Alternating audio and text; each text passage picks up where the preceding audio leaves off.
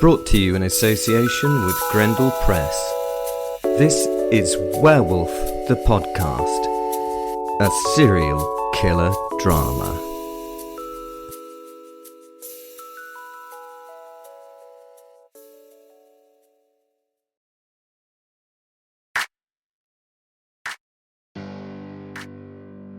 Hello, this is Will the Werewolf, and this is Werewolf the Podcast.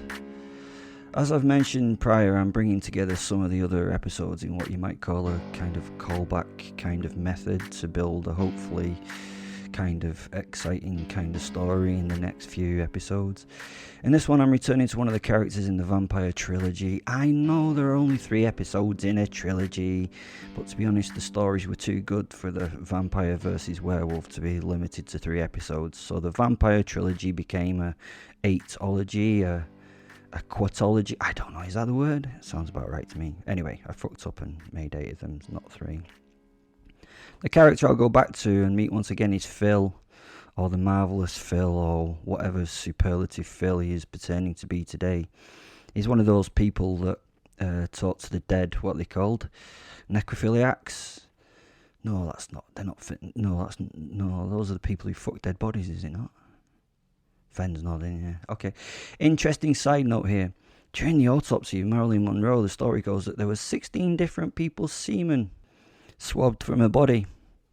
As I said, it's just one of those urban myths you hear of in the pub, but it's an urban myth, so they can sometimes be true. Why is that so weird that she had 16 men's semen in her? Well, the fact that there were 16 people's bodily fluids in her is pretty shocking, no? What do I have to do to impress you people? Or should I ask what Marilyn would have to do to impress you people? The bit that weirded me out was that when she was found, the coroner stated there had been no evidence of sexual intercourse at the scene. So there were no residues or anything of that kind on Marilyn at that point. To be 100% clear, she'd not been fucked at this point. But a few days later, there were multiple spunk loads on her and in her. That means that people had been shagging dead Marilyn Monroe. Now, shagging the Marilyn Monroe may have been one of the most extraordinary things to have ever done. She was one of history's greatest icons. I mean, I suppose if you count them, if you're that sad, you get loads of man points and all that, but who do you show off to about shagging dead Marilyn? I suppose you could go to your necrophilia support group. I don't think I could have shagged dead Marilyn. It's never great when they're dead and cold and unmoving. It just doesn't feel right. Sorry, where I was. Oh yeah, I wanted to talk to the full-on Phil. It shocked me at the seance I'd accidentally fallen into when running away from a group of fang-headed fuckers. He'd seen a lot of dead people. He was legit. He'd been seeing all the people that I'd killed in my werewolf murdering days, and apparently it was quite a lot, and they were somewhat annoyed with me for killing them. I think it was something similar to, like, you know, the victims torturing the Werewolf in London, but in this case, the person being tortured wasn't me. It was this poor Phil guy. They complained to him, and I couldn't see him. I hope it was like the classic film, and they're all rotting away and things like corpses and zombies. That would be ace. I wish I could see them now. Shame. Now, there again, it would be good to see them, but I couldn't cope with them always being there. It would make taking a shit a bit uncomfortable, wouldn't it? I wanted to see Grand Phil for 2 reasons. The first was to do a head count of all I'd killed.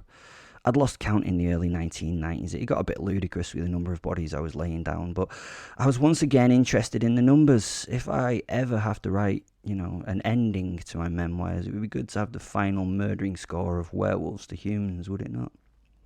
I think at the end of your life you should have it on your gravestone. It could be like to have the number of people you've fucked, the number of people you've murdered, and then maybe the number of people you've fucked and murdered. We could even add the number of people I'd murdered and then fucked. But that was only 2, and both were somewhat of a sick accident. 2, you might question, would have, you know, should you have not realised it was a wrong thing to do when you'd fucked the first dead body? Well, you know me, I believe you have to try something at least twice in most cases before you find out if it's genuine and vile. It is. That'd make an interesting Venn diagram to look at, wouldn't it? If we did the number of people you've murdered and then the number of people you fucked and then murdered. Sorry. The other reason I wanted to see Phil the Fantastic would be to try and contact someone I'd wanted to talk to for a long time. I wanted more than anything to speak to my ex-wife. Is the ex-wife the right thing to call her? My dead wife? My once wife? I met her for the first time a long time ago in St. Andrews. I didn't even know I was married at that point. She was the first other werewolf I'd ever met, and she was perfect. We rebuilt our relationship, which I never knew anything about. Didn't even realise I had a relationship. Again, you can listen all about it in the Werewolf and His Wife episode if you wish. It would be easier than me trying to tell you all about it. I can tell you that I'd married her back in the history of my posit's interaction with other humans. Then Azza, that's my wife, and the human of his choice back then had married in the 1600s, and Fen had moved on from that human. I hope you kind of understand that. Fenrir had been partnered with 5 other humans throughout his time, and he'd married her when he was one of them. I do not know which one he was. I'll tell that story when I get to it. Oh, fuck, shit, now I have to explain Fen again.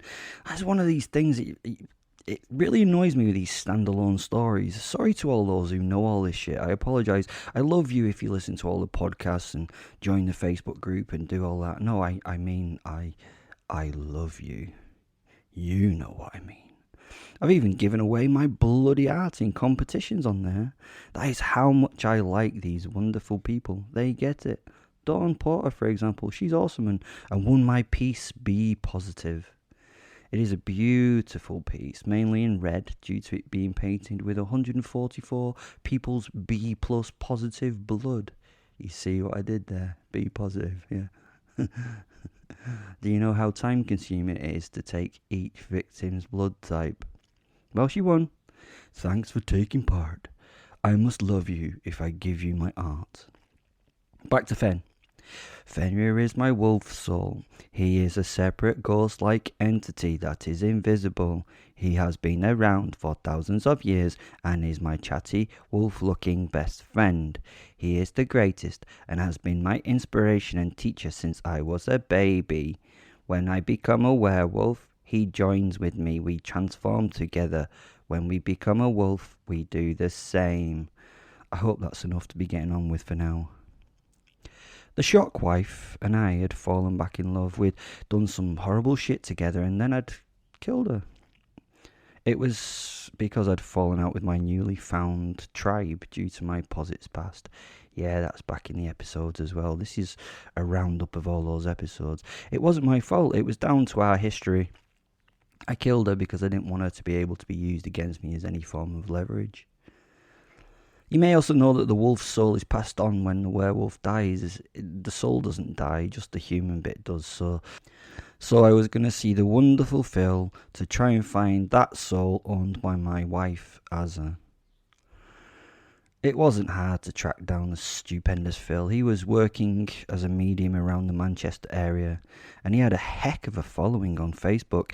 95% of the followers were women between 35 and 50, and they regularly went to Spectacular Phil's shows to speak to lost loved ones.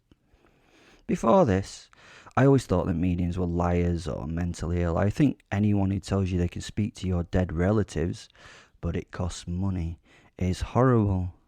Can you imagine telling a grieving mother that her dead son or daughter can talk to them for a fee? Do you need money to do it? You're like such a cunt if you do. A simple, mean-minded cunt. It's a bit like yoga teachers, all deep and meaningful and namaste and all that shit and spiritual as long as cold, hard cash was paid for their time, you know, them being spiritual and shit. Namaste, motherfuckers. I always thought mediums were further evidence that some humans are as bad or worse than me. They were liars and con artists. I also knew that there are many mad people in the world and that they could just be mentally ill, which would be sad for them and also the parent who had lost a loved one. They could actually be thinking that they could speak to the dead. The mediums, I mean. thus giving hope to family and also supporting a sick person. It turned out with Dazzling Phil that he was actually legit. That fucked me up a little. It sounds a little strange coming from an individual like myself, but I find it hard to believe in things like the supernatural and the paranormal. I think that the scientific method explains things. Yeah, a werewolf finds it challenging to believe in fucking magic. It sounds a little stupid, does it not? Even to me. I can't help it though. I need things explained to me through rational argument. I also have learnt that we cannot always rationally explain everything. When the non-rational happens and I experience it, I have to accept it. I've learnt that we're just not at a point where we can explain everything that's going on. Magic, I'm sure, will be scientifically explained eventually. We just can't do it at this point in time. I think that people sometimes get a little bit lost in the fact that if we can't prove something scientific at the moment, that it can't be real. Any sufficiently advanced technology is indistinguishable from magic. That's a quote right there from Arthur C. Clarke. Great writer, Arthur, and in this case he was very right. We might be able to prove magic in the future scientifically, but right now, we can't. So, how do you find Astonishing Phil? Well, it was way too easy in the end. It was Stunning Phil's job, wasn't it, to do this speaking to the dead? So doing the Facebook foray allowed me not only to find him, but book an appointment with him online to go around his flat and hire him for an hour to speak to the dead people I wanted to talk to. He was properly expensive, you know. And I ended up on a very professional website. I had to fill in many background questions for Phenomenal Phil, which made me think he would be doing a lot of research on me on the internet. That might be, for example, how he identified who had lost and who I wanted to speak to, maybe. To negate this, I made up a whole load of bullshit so that he couldn't trace or know anything about the real me before I arrived. I was going to be cold calling as it was. This was going to be a lot of fun. Fen and I were super excited. I told him I was a Kevin Higgins, father of two, a widower in my mid-40s. I'd lived in Levenshulme all my life, and I'd worked at North Manchester Fruit Preserving and Canning Co. for some 25 years, where now I'd got to the great level of processing plant foreman. Not a lot of information to go on there, and to be honest, Kevin Higgins didn't exist, although the factory did, so that would confuse the fuck out of Phil, which was always a fun thing to do. If you're going to lie to people, always remember to half lie. It just means that if they're intelligent enough to do some level of due diligence, they can never get a whole bundle of information about you, and the entire story may be true or may not be true, because some of it is true and some of it they can't find out, so they don't know. It freaks out the overly prepared, and the underprepared never try, so it doesn't matter.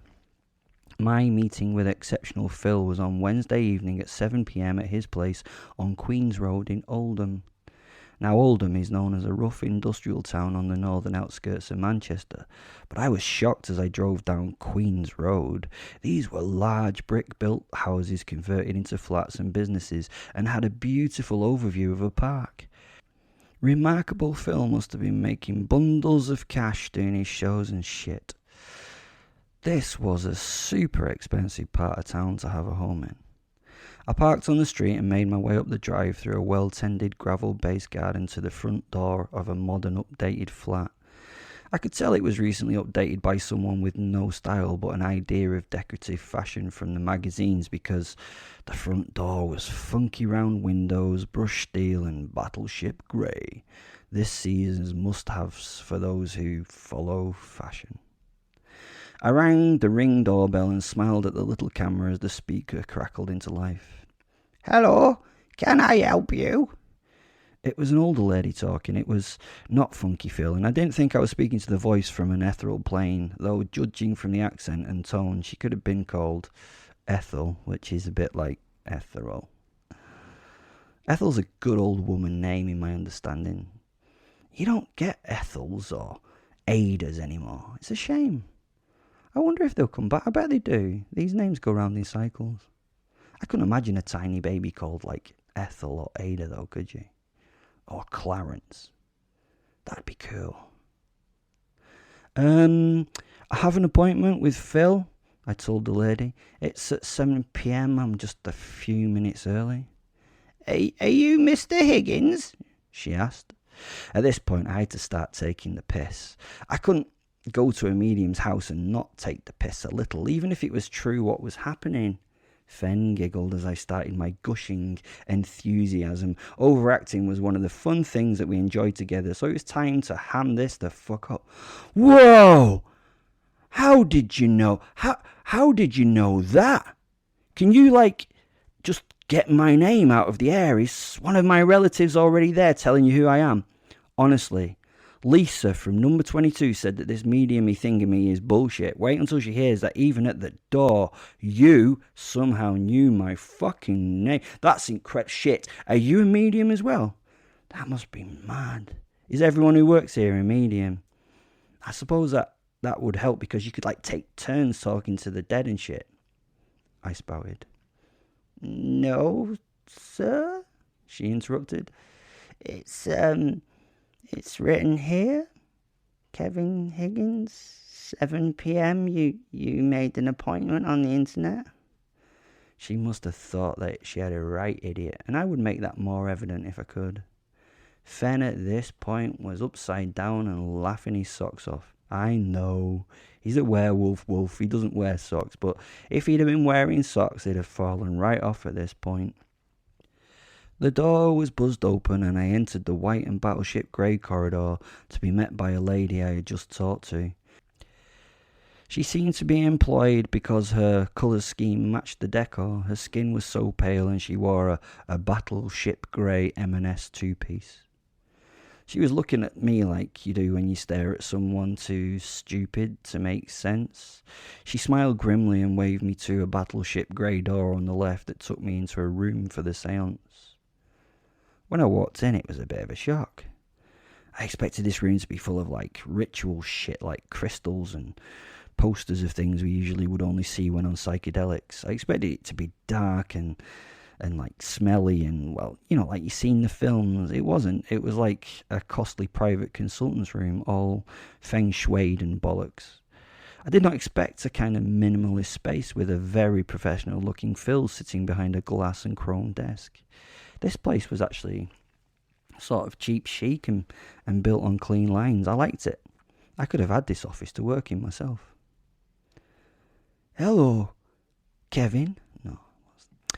Hello, Kevin, said the Phil at the desk. Sorry, I've run out of superlatives for Phil, so can you just recognise from now on that he was pretty awesome without having to mention it at every chance? He was a man in his mid-40s, dressed in a Slater's menswear off-the-rack suit and was poor posh, if you know what I mean, new to money and not sure how to spend it yet. This was a little shocking at first because I knew the Phil to sound a little camp and give the gaydar ping of an aircraft carrier to my superb senses. Stereotypically, gay men have a certain panache and style, even if it is kind of crass. It tends to be elegant crass. Phil was looking over his half-moon glasses and steepled fingers, regarding me in a manner that would make me pause and consider that I was being regarded and studied and weighed and judged. He had obviously spent some money on a corporate body language training course, so I slipped into the next level of overacting and took on Captain Kirk manner of speech to fuck this up as much as I could. Hello. Change of provocative stance. You, I assume, are the Phil, I said, reaching a hand towards him to request a shake that would obliterate the carefully planned building plan of the Phil. I could see it had already thrown him as he rushed to stand and shake my hand. He was supposed to be doing all the offering and directing. I was now in control of the conversation, which was everything he did not want. This was not how it was supposed to go. Bobby Lee, the guide at the Body Language for Work Weekend, never said anything about this. I shook his hand and quickly took the seat before he offered, again taking control of the situation. In the big black leather chair, I crossed my legs, I leaned forward, overly attentively, and steepled my fingers, resting my chin on them. Phil had been lost in this process as again it threw his training off. That's £500 and a weekend going around the roundabouts in Milton Keynes wasted. As he sat, I thanked him for sitting and asked him to make himself comfy. This even fucked him up more mentally and left Fen my posit. He couldn't breathe anyway because he's not a living thing, unable to breathe because of the laughter. Okay, I'd been enough of a dick now, so I would let Phil take control of the situation to get what I needed from him. He smoothed down his trousers and slowly managed to get back to some kind of level of sort of commensurate comfortability. Welcome to the ministry, he said. We've been tirelessly helping those from both sides of the veil for the last 20 years to reconnect and share the things they needed. Before we begin, can I get you a tea or coffee perhaps? Where was the really, really camp man from the stage? This was a very different man who sat before me. He was slightly camp. Oh, of course, that was a stage show. He was properly camping it up on the stage. It was a show after all. He gave the audience what they wanted, a non-threatening, seemingly very gay man. They would not want a macho, hetero man speaking to Auntie Doreen about Cedric's issues. Fen was trying to make me be more of a dick, but I held back. No, I'm fine. May I call you Phil? I asked, and he nodded. We have met before, but you may not remember, I said, and then paused. But that would be weird, because I'm sure as a medium you would know, wouldn't you? Anyway, I have a couple of things I want to run past you and see if you can help me. I was at your stage show a few months back, and you may remember, well, I'm sure it's almost impossible to forget, you saw the lots of dead people that I'd killed? I looked at the man now as the air had chilled by several degrees. His eyes strayed to his desktop phone and then back to me. I shook my head, admonishing him even for thinking about it. Not a good idea, I said, moving the white ergonomic phone away from his grasp. I assume you know what kind of person I am and that it would be a mistake for you to try and summon any help at this moment. Oh, that is unless you wish to be speaking to your dead friends face to face. He was holding it together pretty well. He nodded at me and smiled. I knew if he had a chance he would do all he could to get help, but now he was playing the long game. Seriously though, if you try anything, I'll rip your heart out from your chest and let you watch it stop beating. I've done it several times before, and I have to say it never gets boring. I mean, watching someone watching their heart die. It's awesome. Can you imagine, Phil? Can you? I said it in a very overly excited manner. Phil, can you imagine? I became a little perturbed and aided the man's judgment in realising that this was wildly out of control maniac who would kill him without any thought. He did not know what to say. I put him out of his misery because now I could see that this had done the necessary threatening and that he was very focused. I laughed. One of the things I would like to do is ask one of my victims at least how the process felt. It would be good to get some feedback on my work. I never really had the opportunity to get some, you see. I mean, they're not normally able to give feedback on TripAdvisor, are they? I laughed and addressed his left ear as I spoke. I have discovered that if you wish to look unhinged when threatening someone, stare at their left ear while you talk. This freaks them the fuck out because you appear to be fucking mental, as they say in Manchester. If you want to appear sane and in control, maintain eye contact. They then think you know what you're doing. I swap between both respective methods when threatening people. They both have their respective uses. I could smell the fear now pour off the wee man. This was going well. I also need you to contact someone for me. Could you contact my dead wife? Now, she may be a little pissed off at me and unwilling to talk. I mean, I suppose I did kill her, but I need her to know why I did and what for and how much I love her. Do you think you could do that? I asked him. He did really not know what to do. He just sat there seemingly in some distant happy place he had withdrawn to. I leant further forward to just, intimidate a little more. Did you not hear me, Phil? The man suddenly came to and nodded. So, Then let's do that otherworldly shit and find me some dead people to talk to, please. Fen and I stood staring at the man. We were very excited to see how the process was going to work. The mighty Phil opened his collar and sat back in his chair, staring at the ceiling. And then it happened. He started mumbling and warbling and then just freaked the fuck out. It was hilarious. He was staring around the room and he was terrified, and it was fucking great. Ah, well, innit shit that we can't see what the fuck he's seeing, telepathed Fen to me. I know, right, I replied.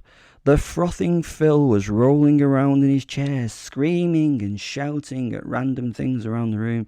It was cool at first, but it was starting to get a little bit dull, to be honest. We, Fen and I, needed to hear at least what he was seeing and hearing. Phil! Phil! Phil! I was shouting directly at him, but he was not getting it. Phil! Phil!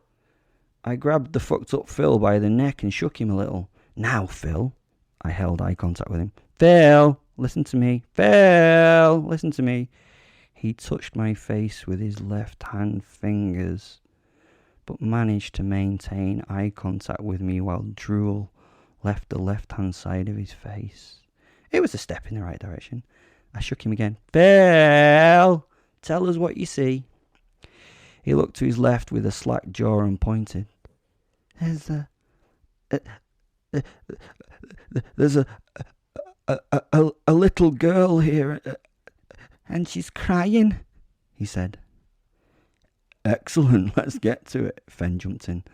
And, I asked, she's telling me her name is Shan.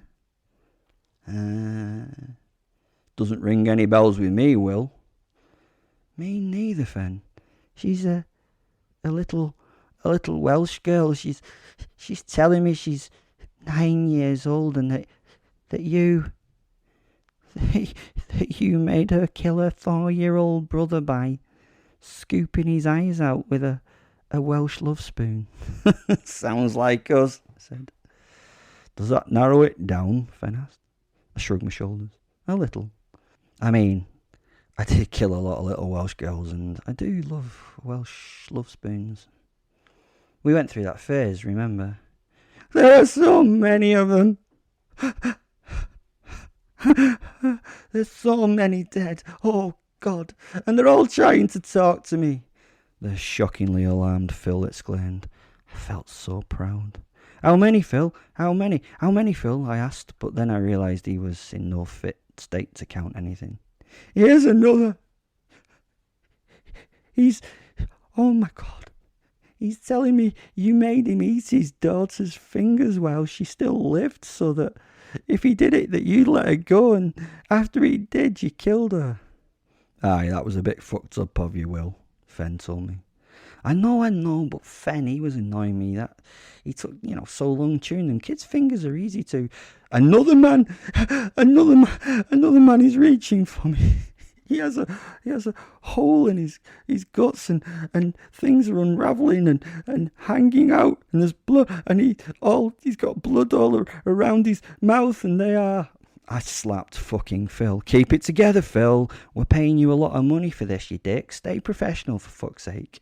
Don't you hate it when people lose their professionality in their jobs? It shows a lack of character. He's telling me you made him eat his innards while you watched. That was funny. Oh, I shared with Fen. Here's a woman. She's different than the rest. She stands before all of them. She's not saying anything. Oh, now she's telling me her name is Azza. Now the silly filly had our total interest. That's the X, sent Fen. Yeah, I remember, I flashed back. Fuck's sake, I've not developed dementia. She's all trying to speak to me, but I cannot hear her clearly. I must focus, Phil continued. She's saying you did the right thing. See, I told you, I sent to Fen. She understands that it was the best thing for us to do. I'm glad she gets it. Let's see what else she has to say before we get all cocky, replied Fen. She says that Sally is on her way for you. Does that make sense? Sally will make things right. I was a bit puzzled by this. Sally? Who the fuck? Oh yeah, now I remember. The interrupting Phil interrupted again. The woman! Oh my god, the woman is reaching towards me with her hands, and her hands are oh my god, they're turning into claws. She's asking me to tell you that her posit lives on with Sally, and she will find you, and what's she doing? What is she doing? Oh my god, oh please, oh. The man in the chair held his hands out, praying in supplication. No! He stopped, and his head fell forward and bounced off the top of the desk. Fucker was dead. I reached for his hair and gently lifted his head and looked at the dead man. I was proper furious. Prick died before he told us what she was going to do to him or us. Not paying him for the fucking full hour, that's certain. Fen was proper laughing at my discomfort. We don't know why the women are coming, Fen. It might be something nice. They might be coming to congratulate us and, catch up, Sally was alright. Even you admitted that. It might be fun. I tried to sound confident speaking to the posit, even though I was thinking, that's not what's going to happen. Fen laughed again. Nah, they're coming to fuck you up and you know it. Don't try and kid yourself. You can't kid a kidder, Will. I fucking told you she wouldn't take being murdered too well. Didn't I tell you? I fucking told you. You see, I told you. You did kind of fuck up Sally's life too. They're coming for you, Will. They're coming for you, Will. What the fuck are you gonna do, Will? They're coming for you, Will. That's the end of a long episode, folks. Thanks for listening, and please remember that you can give me some cash if you like to support the show. Thanks to you guys, I managed to save it up and buy a new microphone last week. So cheers to those who bought me a coffee by following the support the show link. I bought some coffees and a microphone. There are links to all sorts of shit in the podcast description, in Santagram and Twitter and all that bollocks. Some people have even offered sponsorship for episodes, so thanks for that. And I'm thinking about what I want to be sponsored by. Yeah, it's a difficult one. Anyway, congratulations again to Dawn on winning the picture. The smell and stink will wear off in a few weeks, I promise, once it dries properly. Love you all. Bye.